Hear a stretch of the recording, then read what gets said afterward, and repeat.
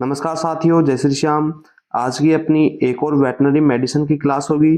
तो जो भी साथी भाई वेटनरी से जुड़ी हुई किसी भी भर्ती परीक्षा की तैयारी कर रहे हैं वो इस क्लासेस में लास्ट तक जरूर बने रहे, क्योंकि दोस्तों वेटनरी मेडिसिन से क्वेश्चंस आपके हर एग्जाम में पूछे जाते हैं। चलेगा दोस्तों, आज की क्लास का अपना पहला क्वेश्चन देखते हैं। किस एमिनो एसिड की कमी के कारण पोल्ट्री में पैरालिसिस यानी लकवा हो सकता है? कि कौन सा एसिड है यानी एमिनो एसिड जिसकी कमी के कारण से दोस्तों जो पोल्ट्री मुर्गी होती है इसमें पैरालिसिस यानी लकवा हो सकता है। तो दोस्तों राइट आंसर करेंगे मिथ्योनिन। जो एमिनो एसिड होता है इसकी कमी से मेरे दोस्तों मुर्गी में पैरालिसिस यानी लकवा आपको देखने को मिल सकता है। ठीक है, इसके बाद में दोस्तों अपन थोड़े इनके ऑप्शंस के ऊपर भी बात करते हैं। यानी लाइसिन जो है, ये लाइसिन क्या करता है दोस्तों? जो मसल्स होती हैं, मांसपेशियां होती हैं, आपकी मांसपेशियों को विकास और प्रोटीन संश्लेषण का कार्य करेगा। कौन करेगा? लाइसिन। लाइसिन जो होता है मांसपेशियों के विकास और प्रोटीन संश्लेषण में सहायक होता है। थायमिन जो होता है दोस्तों यह विटामिन बी1 की कमी के कारण से होता है दोस्तों। ठीक है, और ट्रिप्टोफैन के बारे में बात करें तो जो ट्रिप्टोफैन होता है ये न्यूरो जो ट्रांसमीटर होते हैं, न्यूरो ट्रांसमीटर। ठीक है, न्यूरोट्रांसमीटर के जो सेरोटोनिन का उत्पादन होता है न्यूरोट्रांसमीटर में, तो उसके उत्पादन प्रोडक्शन में दोस्तों हेल्प मदद करता है कौन? ट्रिप्टोफैन। ठीक है, इसके बाद में अगला क्वेश्चन देखेंगे। घोड़ों में सीकम मुख्य रूप से किस कार्य से जुड़ा हुआ होता है? कि घोड़ों में दोस्तों जो सीकम होता है वो मुख्य रूप से किस कार्य से जुड़ा हुआ होता है? तो दोस्तों सीकम जो होता है घोड़ों के अंदर सेल्यूलोज के पाचन से मेरे साथ दोस्तों जुड़ा हुआ होता है। कौन? सीकम जो होता है घोड़ों के अंदर किस कार्य से जुड़ा हुआ होता है? सेल्यूलोज के पाचन से। अब बात कर लेते हैं प्रोटीन के पाचन के लिए दोस्तों कौन जिम्मेदार होता है? तो दोस्तों प्रोटीन का जो पाचन होता है मुख्य रूप से पेट यानी स्टोमक आप बोल सकते हैं, स्टोमक के अंदर दोस्तों प्रोटीन का पाचन होगा। ठीक है, विटामिनों का जो अवशोषण होता है ये कहाँ पे होगा दोस्तों? तो विटामिनों का जो अधिकांश अवशोषण होता है यह दोस्तों छोटी आंत के अंदर होता है। किसमें होता है? विटामिनों का अधिकांश अवशोषण छोटी आंत के अंदर होता है मेरे दोस्तों।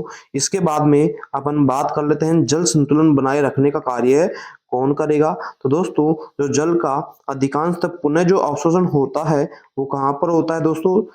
जल का पुनः अवशोषण ये होता है बड़ी आंत के अंदर। किसके अंदर होता है जल का पुनः अवशोषण? बड़ी आंत के अंदर। ठीक है, क्वेश्चन क्या था अपना?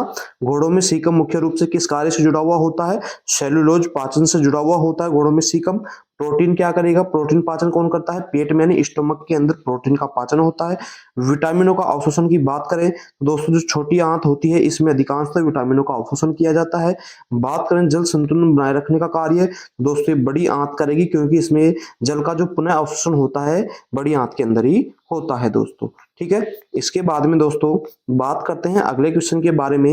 एंथ्रेक्स रोग का क्वेश्चन क्या है? एंथ्रेक्स रोग का मुख्य कारण कौन सा बैक्टीरिया होता है? ठीक है दोस्तों, जो एंथ्रेक्स रोग का मुख्य कारण होता है कौन सा बैक्टीरिया होता है? बेसिलस जो एंथ्रेसिस जो बैक्टीरिया होता है दोस्तों ये एंथ्रेक्स रोग का मुख्य कारण बनता है। ठीक है, इसके बाद में बात करेंगे ब्रुसेला एब्रेटस के बारे में। तो दोस्तों ये जो ब्रुसेलोसिस डिजीज होती है इसका मुख्य कारण होता है किसका? ब्रुसेलोसिस डिजीज का कारण कौन सा होता है आपका? ब्रुसेलोसिस जो एब्रेटस होता है। ठीक है, क्लास्ट्रीडियम टिटेनी के बारे में बात करें तो दोस्तों ये है टिटनस रोग का, टीटी का, यानी टिटनिस आप बोल सकते हैं या टीटी आप बोल सकते हैं। टिटनिस रोग का कारण कौन बनता है? क्लास्ट्रीडियम टिटेनी जो होता है टिटनस रोग का कारण बनता है। टिटनिस रोग में होता क्या है दोस्तों? जो मांसपेशियां होती हैं उनमें ऐठन आ जाती है यानी लकवा आ जाते हैं, कठोर हो जाती है, लकड़ी की जैसी मांसपेशियां हो जाती है मेरे दोस्तों। ठीक है, उसके बाद में option number D Mycobacterium bovis. तो दोस्तों माइकोबैक्टीरियम जो बोविज होता है ये गाय के अंदर आपको देखने को मिलता है। किसके अंदर? गायों में देखने को मिलता है। और गायों में दोस्तों कौन सा रोग करेगा ये? बोवनी ट्यूबरोकुलोसिस, बोवनी ट्यूबरो क्लोसिस जो डिजीज होती है आपकी, ये बीमारी में किसकी कारण, गायों में किसकी कमी के कारण से होती है, किसके कारण से होता है, माइकोबैक्टीरियम बोविस के कारण से गायों में होती है। कौन सी बीमारी, बोनी ट्यूबरोक्लोसिस। ठीक है, इसके अंदर होता क्या है कि ये जूनोटिक डिजीज होती है एक प्रकार की, जो पशुओं से मनुष्य के अंदर भी फैलती है। कौन सी, बोनी ट्यूबरोक्लोसिस। ठीक है, अगला क्वेश्चन देखिएगा दोस्तों, दूध में एसएनएफ की न्यूनतम मात्रा कितनी होनी चाहिए। तो दोस्तों जो दूध होता है, मिल्क होता है, इसमें न्यूनतम एसएनएफ की मात्रा होनी चाहिए दोस्तों 8.5। तो आपके ऑप्शन नंबर फर्स्ट और डी तो वैसे ही रॉन्ग हो जाएंगे, क्योंकि ये तो दोस्तों कोई मात्रा ही नहीं होती। एसएनएफ की न्यूनतम मात्रा कितनी होती है दोस्तों, 8.5। बात कर लेते हैं यहाँ पे 9.0 की। तो दोस्तों ये भैंस के दूध की एसएनएफ की मात्रा होती है, भैंस के दूध की एसएनएफ की मात्रा आपसे पूछ लिया जाए तो दोस्तों ये होती है 9.0। अगर आपसे गाय के दूध की एसएनएफ की मात्रा पूछ लिया जाए तो दोस्तों यह भी गाय के दूध की मात्रा होती है एसएनएफ, है ना। एसएनएफ होता क्या है, एक ठोस पदार्थ होता है जिसमें वसा नहीं होती है, लेकिन ठोस पदार्थ तो होता है लेकिन इसमें क्या नहीं होगी, वसा, फैट नहीं होती। इसमें क्या क्या होते हैं, एक तो दोस्तों एसएनएफ में होता है आपका जो प्रोटीन होता है, ठीक है। प्रोटीन के बाद में जो दुग्ध शर्करा होती है, कौन सी होती है, लैक्टोज को आप दुग्ध मिल्क शुगर के नाम से जानते हैं, तो इसमें लैक्टोज होगी यानी दुग्ध शर्करा आ गई। तीसरे नंबर पे बात करें तो दोस्तों इसमें खनिज लवण आपके होते हैं, एसएनएफ के अंदर खनिज लवण आ जाएंगे, ठीक है।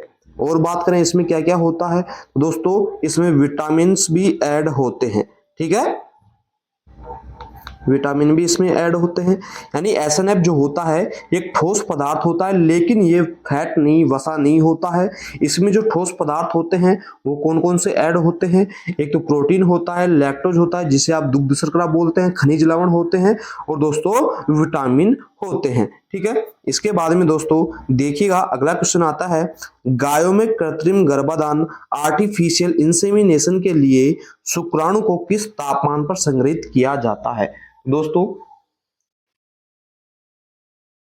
जो कृत्रिम गर्भाधान होता है आपका, तो उसमें जो शुक्राणु होता है उसको कितने डिग्री टेम्परेचर पर संग्रहित किया जाता है। तो दोस्तों टेम्परेचर तो होगा उसका -196 डिग्री सेल्सियस, ठीक है। अब ये जो 196 माइनस का डिग्री सेल्सियस का टेम्परेचर होता है तो किसकी उपस्थिति में, तो दोस्तों जो तरल नाइट्रोजन होती है, तरल नाइट्रोजन होती है जिसका टेम्परेचर कितना होता है -196 डिग्री सेल्सियस, यानी तरल नाइट्रोजन की उपस्थिति में शुक्राणु को -196 डिग्री सेल्सियस के टेम्परेचर पर दोस्तों संग्रहित किया जाता है, जिसे आप बोलते हैं नॉर्मली LN2 जार बोला जाता है, ठीक है। अब ये LN2 जार होता है दोस्तों, जो आप शुक्राणु को संग्रहित कर रहे हैं -196 डिग्री सेल्सियस पे तरल नाइट्रोजन यानी LN2 जार में। दोस्तों इस प्रक्रिया को बोला क्या जाता है, तो दोस्तों जो प्रक्रिया पूरी होती है तो इसे बोला जाता है क्रायो प्रिजर्वेशन, ठीक है, क्रायो प्रिजर्वेशन बोला जाता है किसको, यानी जो शुक्राणु होता है उसको -196 डिग्री सेल्सियस के तापमान पर तरल नाइट्रोजन में LN2 जार में संग्रहित रखने की प्रक्रिया, पूरी प्रक्रिया को क्या बोलेंगे, क्रायो प्रिजर्वेशन बोला जाता है मेरे दोस्तों, ठीक है। अगला क्वेश्चन देखिएगा, अगला क्वेश्चन आता है आपका, निम्नलिखित में से कौन सा खनिज तत्व रक्त के थक्के में सहायक होता है। तो दोस्तों जो कैल्शियम होता है ये रक्त के थक्के जमने में दोस्तों सहायक होता है। क्यों, क्योंकि दोस्तों जो फाइब्रोनेजन जो प्रोटीन होता है उसको फाइब्रिन में बदलने का एक तो कार्य करता है, ठीक है, फाइब्रोनेजन को फाइब्रिन में बदलने का कार्य करता है कौन, कैल्शियम। इसीलिए दोस्तों ये रक्त का थक्का जमाने में लिए महत्वपूर्ण तत्व होता है, ठीक है। बात कर लेते हैं यहाँ पर आयरन के बारे में। तो दोस्तों आयरन जो होता है, जो आरबीसी होती है, आरबीसी लाल रक्त कणिकाएं होती हैं, उनमें हीमोग्लोबिन का एक महत्वपूर्ण हिस्सा होता है जो कि ऑक्सीजन को शरीर के ऊतकों तक ले जाने का कार्य करता है कौन, ये आयरन करता है। फॉस्फोरस के बारे में अपन बात कर लेते हैं। तो दोस्तों ये जो बोन्स होती हैं, ठीक है, बोन्स हो गए और आपके दोस्तों टीथ हो गए, इनके दोस्तों निर्माण और जो इनका रख रखाव का कार्य होता है वो कौन देखता है, फास्फोरस के अंतर्गत आता है। बात कर लेते हैं मैग्नीशियम के बारे में। दोस्तों मैग्नीशियम जो होता है ये मांसपेशियों यानी मसल्स जिसे आप बोलते हैं, मांसपेशियों और जो तंत्रिकाएं नर्व्स होती हैं, न्यूरॉन्स होते हैं आपके, उनके कार्य को, रक्त शर्करा के कार्य को दोस्तों नियंत्रित करता है कौन, मैग्नीशियम जो होता है। ठीक है, अगला क्वेश्चन देखिएगा दोस्तों, पशुओं में ऊर्जा प्रदान करने का प्रमुख स्रोत कौन सा पोषक तत्व होता है। जो पशु होते हैं, एनिमल्स होते हैं, उनमें ऊर्जा प्रदान करने का प्रमुख तत्व कौन सा होता है, प्राथमिक पोषक तत्व के बारे में बात कर रहे हैं। तो दोस्तों जो प्राथमिक यानी महत्वपूर्ण जो पोषक तत्व होता है वो CHO यानी कार्बोहाइड्रेट होता है मेरे दोस्तों। ठीक है, प्राथमिक।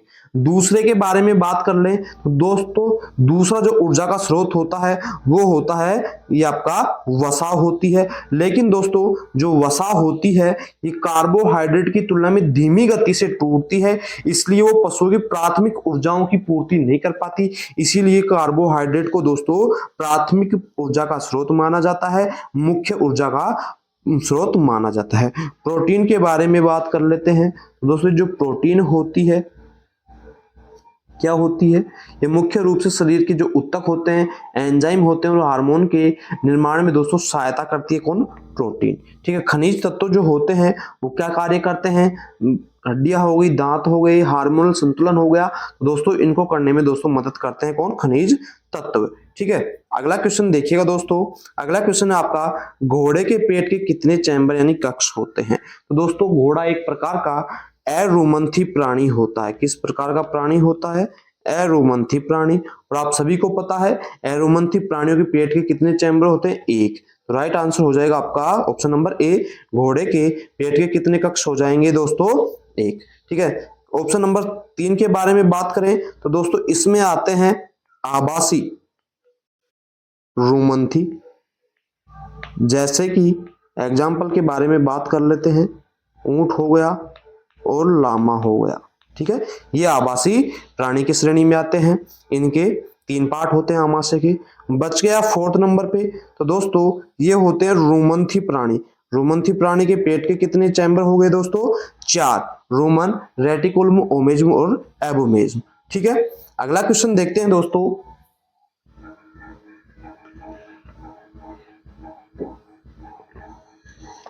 अगला क्वेश्चन है आपका, याक में सबसे अधिक विकसित जुगाली कक्ष कौन सा होता है। तो दोस्तों याक जो होता है एक प्रकार का रूमिनेंट्स प्राणी होता है, यानी इसके पेट के यानी आमाशय के कितने चैम्बर होंगे, 4। ठीक है, तो दोस्तों इसमें जो सबसे बड़ा यानी सबसे विकसित कक्ष होता है वो रूमेन होता है। ठीक है, सबसे बड़ा रूमन होता है। यहाँ पे क्या होता है दोस्तों रूमन के अंदर, तो दोस्तों रूमन के अंदर जो सूक्ष्म जीवों की मदद से सेलुलोज और अन्य जटिल कार्बोहाइड्रेट होती है उनका पाचन कहां पर होता है, रूमन के अंदर होता है मेरे दोस्तों। रेटिकुलम के बारे में बात कर लें तो दोस्तों जो रेटिकुलम होता है यह भोजन को छांटने और जुगाली करने में मदद करता है। ठीक है, जुगाली करने में मदद, यह हो गया आपका सबसे बड़ा। ठीक है, ओमेज्म के बारे में बात करें तो दोस्तों जो ओमेज्म होता है इसको बोला जाता है कि जो अतिरिक्त पानी होता है और पोषक तत्व होते हैं उनका अवशोषण किसके द्वारा किया जाता है, ओमेज्म के द्वारा।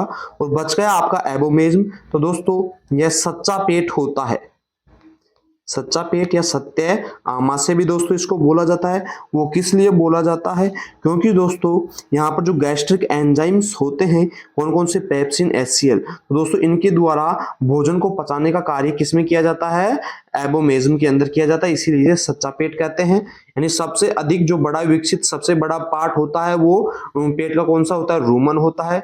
जुगाली करने में मदद कौन करता है, रेटिकुलम करता है।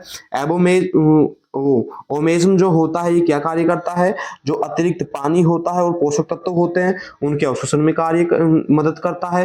और जो एबोमेज्म होता है ये सत्य आमाशय होता है, सच्चा पेट होता है, जो कि जो गैस्ट्रिक एंजाइम्स, पेप्सिन, HCl जो होते हैं ये भोजन को पचाने का कार्य करते हैं। ठीक है, अगला क्वेश्चन देखिएगा दोस्तों, ब्लैक क्वार्टर ब्यूक्यू रोग का मुख्य कारण कौन सा बैक्टीरिया होता है? तो दोस्तों ब्लैक क्वार्टर ब्यूक्यू का जो रोग का बैक्टीरिया कौन सा कारण होगा? क्लास्ट्रीडियम चेवाई जो होता है ये ब्यूक्यू ब्लैक क्वार्टर का दोस्तों होगा।